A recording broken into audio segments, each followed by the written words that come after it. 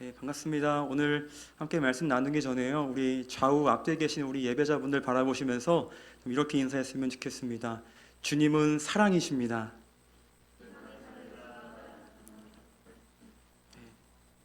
주님은 사랑이십니다.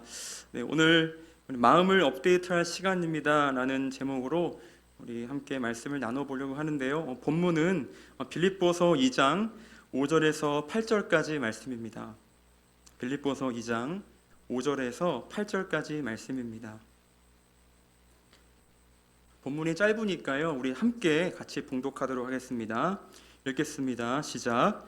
너희 안에 이 마음을 품으라. 곧 그리스도 예수의 마음이니 그는 근본 하나님의 본체시나 하나님과 동등됨을 취할 것으로 여기지 아니하시고 오히려 자기를 비워 종의 형체를 가지사 사람들과 같이 되셨고 사람의 모양으로 나타나사 자기를 낮추시고 죽기까지 복종하셨으니 곧 십자가에 죽으심이라. 아멘. 아이들도 좋아하고 또 어른들도 좋아하는 하나의 장난감이 있습니다. 그것은 바로 레고입니다. 그 레고 회사 이야기, 책 중에 레고 어떻게 무너지는 블록을 다시 쌓았나라는 책이 있는데요. 거기서 좀 좋은 글귀가 있어서 좀 설교 전에 함께 좀 나눠보고 싶었습니다. 제가 읽겠습니다. 1932년 덴마크의 작은 시골 마을에서 시작된 레고는 이내 폭발적인 인기를 누리며 세계 완구 산업의 정상에 섰다. 그러나 20세기 말 디지털 도구가 발달하면서 레고의 인기는 급락한다. 1998년 창립 이후로 최초로 대규모 손실을 겪고 경영진을 교체했다. 영화, 비디오 게임, 놀이공원 등 다른 콘텐츠와 연계하는 변신을 꾀했지만 결과는 처참한 실패였다. 막대한 적자를 내고 2004년에는 폐업 직전까지 몰렸다. 경영진이 교체되는 진통 끝에 레고가 도달한 대안은 다시 기본에 충실하자였다. 블록 쌓기를 통한 놀이와 교육, 이것이 레고의 정체성에 집중하는 것이었다.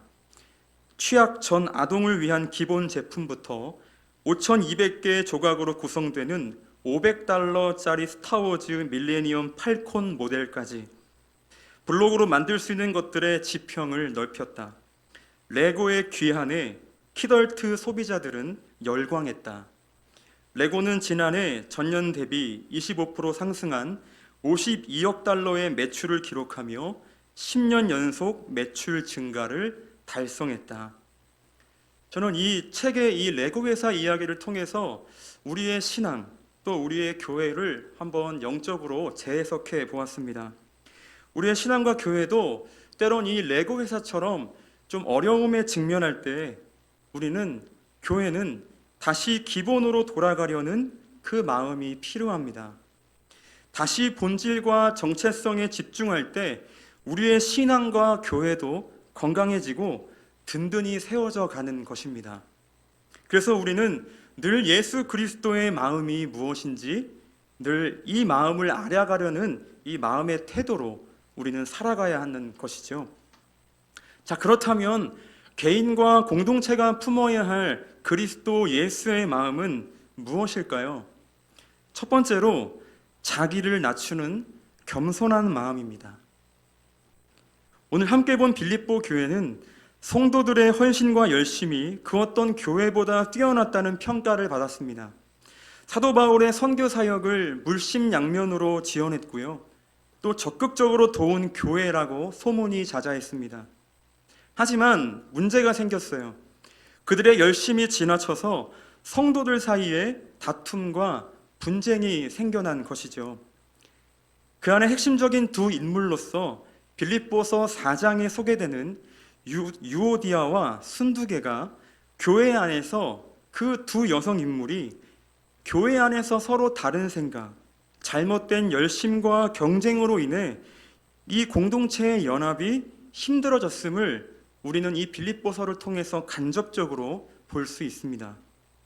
그러므로 바울은 그들에게 2장 2절에서 4절 자막은 준비되어 있지 않지만 우리 함께 성경이 있으시다면 함께 이걸 살펴보면서 좀 4절까지 한번 보기를 원하는데요. 2절에서 4절까지 말씀입니다. 제가 읽겠습니다. 마음을 같이하여 같은 사랑을 가지고 뜻을 합하며 한 마음을 품어 아무 일에든지 다툼이나 허영으로 하지 말고 오직 겸손한 마음으로 각각 자기보다 남을 낮게 여기고 각각 자기 일을 돌볼 뿐더러 또한 각각 다른 사람들의 일을 돌보아 나의 기쁨을 충만하게 하라라고 권면합니다. 우리가 짧게 봤지만 여기서 주목해야 할 단어는 이것이었습니다. 오직 겸손한 마음으로. 교회가 든든히 세워져 갈 수 있는 이유는, 그리고 예수 그리스도의 공동체가 더욱더 강건하게 더욱더 아름답게 세워져 갈 수 있는 유일한 이유는 바로 겸손의 마음을 품을 때 교회는 날로 성장한다라는 것입니다. 더 나아가서 오늘 본문 5절에는 너희 안에 이 마음을 품으라, 곧 그리스도 예수의 마음을 품으라고 사도 바울은 우리들에게 선포하고 있는 것이죠. 사랑하는 여러분, 예수의 마음을 품으십시오. 어떠한 순간이라도 어떠한 상황에 놓일지라도 예수의 마음을 품으십시오. 주일에 박철현 목사님께서 우리 안에 싱글 마인드를 가지라고 설교해 주셨던 걸 기억합니다. 그 싱글 마인드를 저는 마음속에 예수의 마음으로 해석했습니다. 그렇다면 구체적으로 이 예수의 마음이 어떤 마음인지, 사도 바울은 우리들에게 예수의 마음을 품으라 라고 이야기했는데요, 그 예수의 마음이 어떤 것인지 더욱더 구체적으로 신약성경 전체 중에 오늘 우리가 함께 본 이 찬송시인데요, 이 찬송시에서 그리스도의 신성, 이 귀한 마음을 잘 설명하고 있는 구절이라고 이야기합니다. 우리 6절과 7절 말씀을 함께 읽도록 하겠습니다. 함께 읽겠습니다. 시작. 그는 근본 하나님의 본체시나 하나님과 동등됨을 취할 것으로 여기지 아니하시고 오히려 자기를 비워 종의 형체를 가지사 사람들과 같이 되셨고. 아멘. 우리가 6절과 7절 말씀을 해석할 때요, 가장 핵심적인 단어는 6절에 나오는 취할 것입니다. 취하다라는 단어입니다. 이것이 원어로 보니까요, 하르파그모스라고 하는 단어입니다.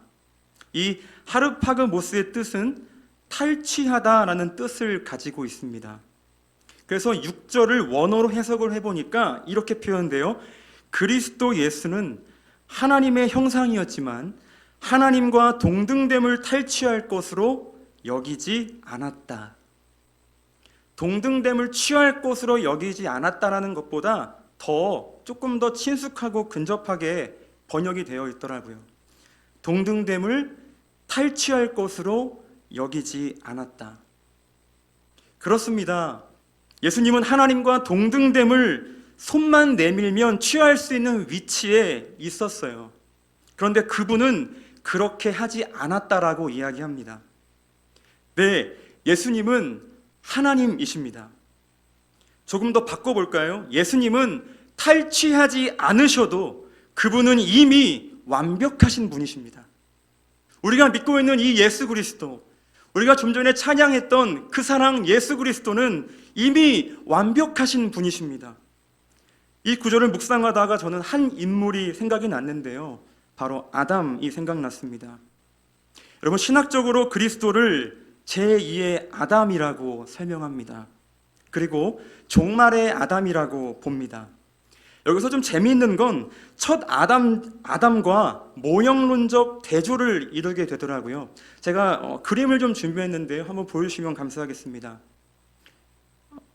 아담의 길 그리스도의 길인데요, 맨 끝에, 네, 감사합니다. 왼쪽에 보시면 아담의 길입니다. 그리고 오른쪽에 보시면 그리스도의 길입니다. 아담은 어떤 존재였습니까? 창세기에 하나님처럼 되려고, 하나님과 같이 되려고 그 과일을 탈취했던 인물입니다. 그런데 반면에 그리스도는 어떠한 분이십니까? 바로 우리를 위해서 하늘 보좌를 버리시고 이 땅에 오셔서 더 낮고 낮은 모습으로 우리에게 오셔서 구원을 이루셨습니다. 바로 그리스도의 겸손, 그리스도의 낮아짐이 바로 오늘 이 빌립보서 우리가 본 2장을 통해서 나타나게 되는 결과입니다.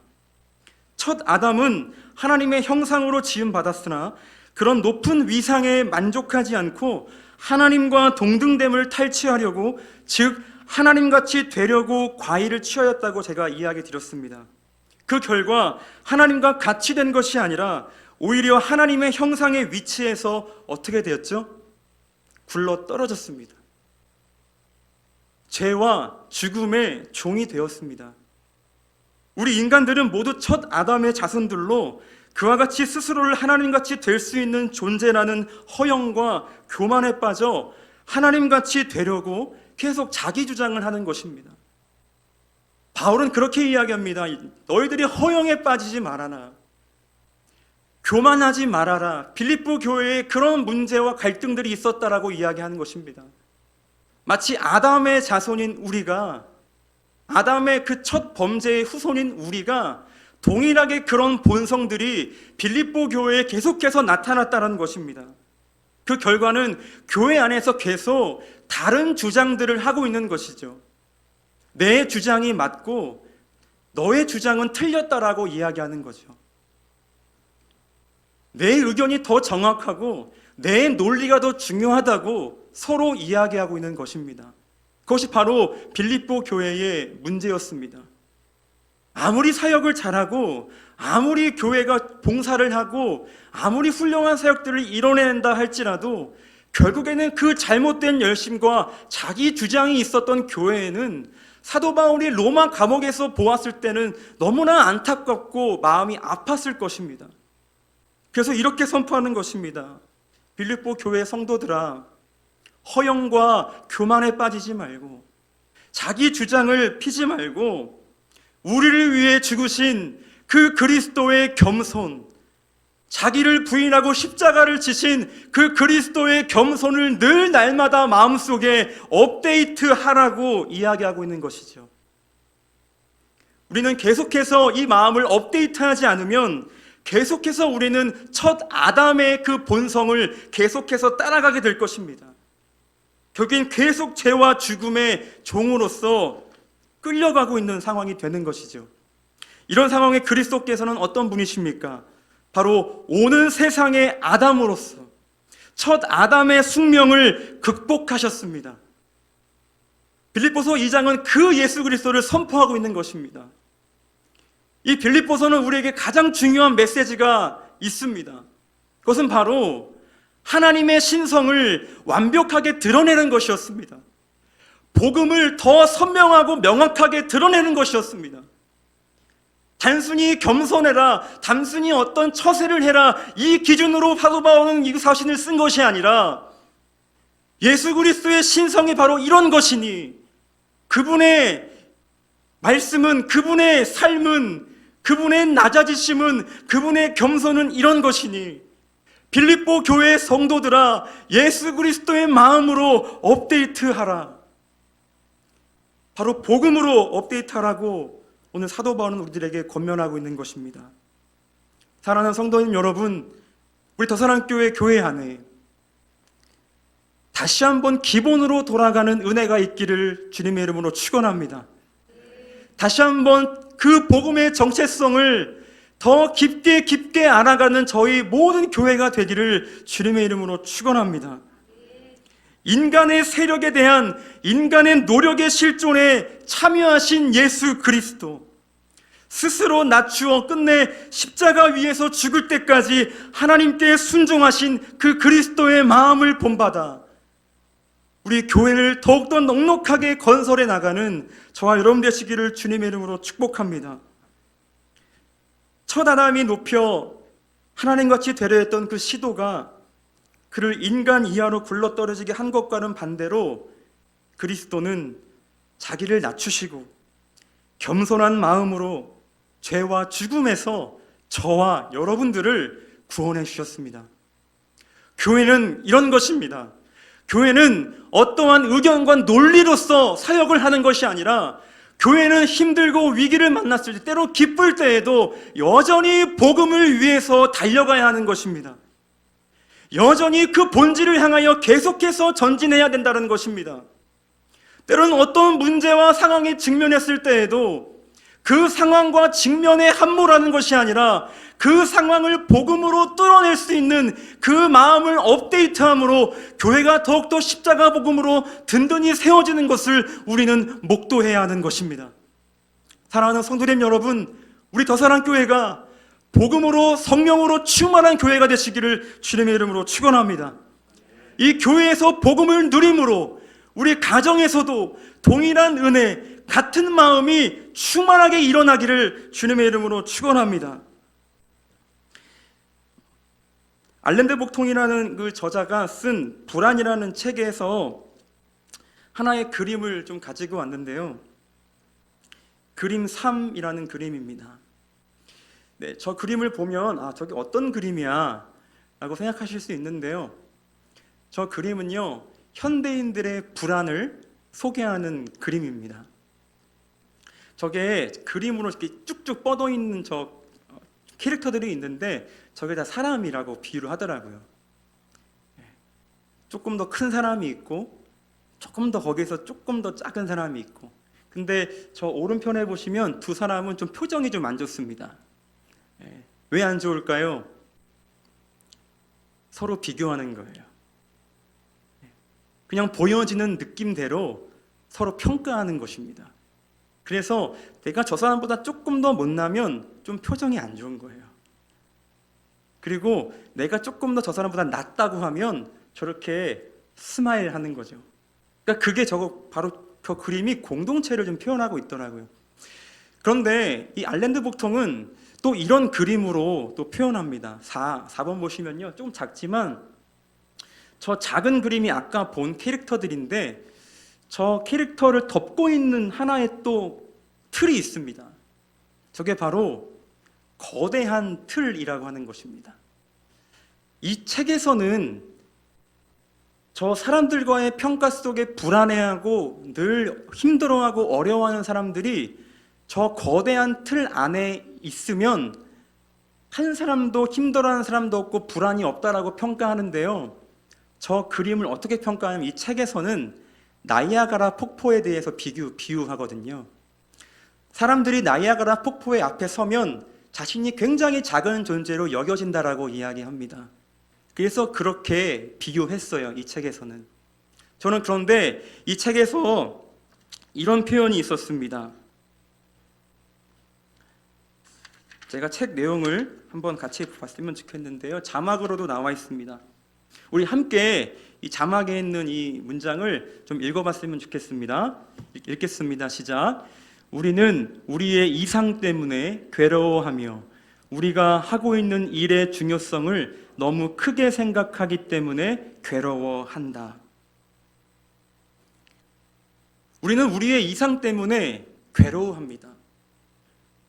교회 안에 각자의 이상이 있습니다. 그 이상들이 있기 때문에 서로가 그 이상에 조금이라도 우리의 의견이 맞지 않으면 한 사람은 충돌하고 힘들어합니다. 그래서 괴로워하는 것이죠. 그 이상 때문에요. 그리고 우리가 일하고 있는 이 일의 중요성이 너무나 내 마음을 압도하고 있기 때문에 그 일 때문에도 괴로워하고 있는 모습이 지금 오늘날 현대 사회에서 느끼고 있는 현대인들의 일상입니다. 저는 이 책을 보면서 이렇게 한번 영적으로 재조명해 봤어요. 우리 안에 그리스도의 마음이 없다면, 그림 4에서 본 저 큰 그리스도의 마음이 없다면 우리는 교회에서도 하나님의 사역인데도 눌려서 괴로워할 수 있다는 거예요. 우리가 그리스도의 마음을 품지 않는다면, 우리가 그리스도 안에 거하지 않는다면 하나님의 일이라고 할지라도 거기서 괴로워할 수 있다는 거예요. 교회가 아무리 아름다운 사역을 준비하고 아무리 훌륭한 사역을 준비하고 실행할지라도 우리가 그리스도의 마음으로 하지 않는다면 그 일로도 눌려서 괴로워할 수 있다는 거예요. 사랑하는 성도님 여러분, 우리는 어떠한 상황 속에서도 늘 그리스도의 마음으로 실행해야 되는 줄 믿습니다. 우리가 어떤 사역을 감당할 때라도 늘 그리스도의 마음을 품고 그 사역을 감당해야 하는 것입니다. 그렇게 감당하며 나아갈 때 우리는 우리의 표정과 또 우리의 모든 삶의 태도가 저는 웃음과 기쁨으로 바뀌어질 줄 믿습니다. 그게 바로 교회의 본질이고 우리의 마음을 업데이트해야 할 마음인 것이죠. 마지막으로 우리가 품어야 할 그리스도 예수의 마음은 무엇입니까? 마지막으로 죽기까지 순종하신 신실한 마음입니다. 죽기까지 순종하신 신실한 마음. 우리 8절을 함께 읽도록 하겠습니다. 8절 읽겠습니다. 시작. 사람의 모양으로 나타나사 자기를 낮추시고 죽기까지 복종하셨으니 곧 십자가에 죽으심이라. 아멘. 여기서 낮추셨다의 헬라어는 에타페이노센입니다. 에타페이노센. 이것은 바로 겸손이라는 말과 또 3장 21절에 언급하지만 낮은 몸과 같이 타페이노, 어간이 같은 뜻이라고 합니다. 바로 이런 것입니다. 그리스도가 스스로를 비우고 낮췄다. 에타페이노센, 낮췄다라는 것입니다. 교회는 바로, 우리 공동체는 바로 낮춰야 한다는 것입니다.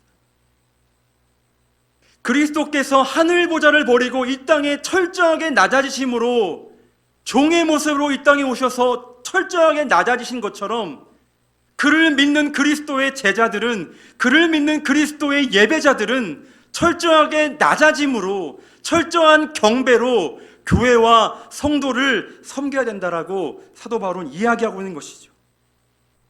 그리스도는 그의 십자가에 못 박혀 죽음이 그의 극치였고 그의 비하였습니다. 그래서 오늘 본문에 나온 십자가에서 죽으심이라고 했던 그 구절의 표현을 로마의 철학자 시세로는 이렇게 표현합니다. 십자가형은 가장 잔인한 죽음이었다. 이 십자가의 죽음은 폐지되어야 한다고 내가 그렇게 주장했는데 그리스도가 바로 그런 죽음을 당한 것이고 그러기까지 하나님의 뜻을 쫓았다라고 그는 설명하고 있습니다. 사랑하는 성도님 여러분, 예수 그리스도는 우리를 위해서 죽기까지 복종하시고 우리를 위해서 죽기까지 사랑하셔서 마침내 구원을 이루셨습니다. 그 대속의 죽음을 성취하셨습니다. 교회는 그 능력으로 살아가는 것입니다.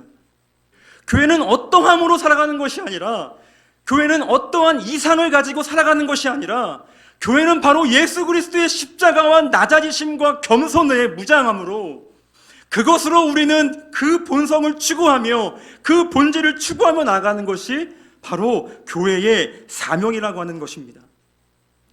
사랑하는 성도 여러분, 그리스도 예수의 마음을 업데이트하십시오. 십자가의 죽음을 늘 날마다 묵상하시기를 주님의 이름으로 축복합니다.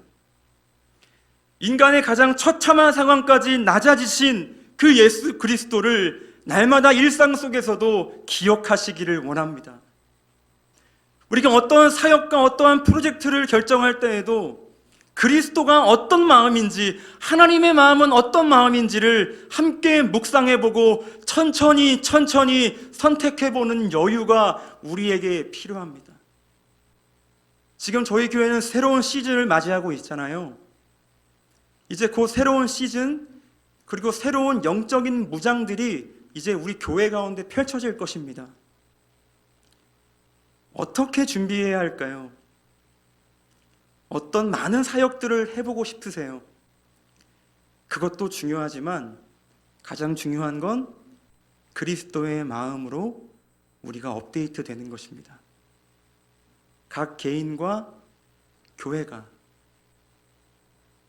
주님보다 앞서지 않고 이 마음을 계속해서 되새김질하면서 업데이트하는 사명, 이것이 하나님 나라가 임할 때까지 어쩌면 우리의 이것이 일상이고 우리의 사명인 것 같습니다. 사랑하는 성도님 여러분, 그리스도의 순종을 한번 기억해 보시길 원합니다. 어떠한 상황에 직면했을 때 그리스도라면 어떻게 하셨을까? 찰스 웨던이 쓴 그 책을 한번 떠올려 보셨으면 좋겠습니다. 과연 그리스도라면 어떻게 하셨을까? 인간적인 관계, 인간관계에서도 마찬가지고요. 공동체 간의 그 관계에서도 마찬가지입니다. 바로 순간적으로 보여지는 현상에 평가하고 보여지는 현상에 자신의 이상을 추구하고 권면하는 것이 아니라 그때 잠깐 멈춰서 그리스도라면 어떻게 하셨을까를 그 마음을 다시 한번 헤아려 본다면 공동체는 더욱더 견고하고 더욱더 성장할 것입니다. 그리고 우리 교회는 그렇게 한 걸음 한 걸음 성장하게 될 것입니다. 참 고난이라는 것은 축복인 것 같습니다. 고난은 항상 우리를 그리스도의 마음을 떠올리게 하고 생각나게 하는 것 같습니다. 저희 교회는 새롭게 시즌을 나아가고 있는데요. 참 많은 아픔도 있었습니다. 그리고 때론 눈물을 많이 훔칠 때도 있었던 것 같습니다. 또 서로 간의 오해와 또 그런 아픔들도 있었던 것 같습니다. 그런데 그것들을 잠깐 이젠 멈추고 이제는 그리스도의 마음, 우리의 마음이 지금 어떠한 마음으로 업데이트되어야 되는지를 한 번 더 묵상하고 한 번 더 생각하고 권면하고 사랑한다면 지금보다 저희 4월 17일 창립 예배 지금까지 주셨던 은혜보다 더 큰 은혜와 더 큰 영적인 도약이 성취될 줄 믿습니다. 그 고난을 기꺼이 감수하십시오. 그 고난을 기꺼이 기뻐하십시오. 그랬을 때 더욱더 껍질을 벗겨서 더욱더 견고하게 성장하는 우리 교회와 우리 모든 성도님들이 되실 줄 믿습니다.